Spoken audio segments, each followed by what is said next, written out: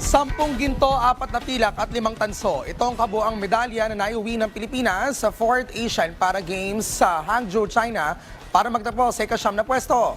Nanguna para sa bansa ang para-chess athletes na humakot ng 13 medalya, kabilang na 5 gold haul nitong nakaraang Sabado para matulungan ang bansa na umangat sa medal standing. Most bemedaled athletes naman ngayon taon ang wood pushers na sina Derry Bernardo at Redor Menandro na may tig-3 gold medal. 4 na medalya naman na nasungkit ng Philippine Para Swimming Team, kabilang na ang buwan naman ng ginto ng veteran para tanker na si Ernie Gawilan. Sa para-athletics, 1 gold at 1 silver naman ang naibulsa ng wheelchair racer na si Gerald Mangliwan.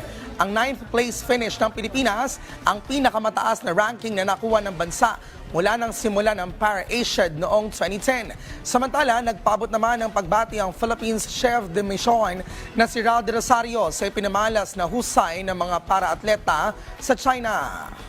We're really very proud of everybody, especially those that contributed to the medal standing.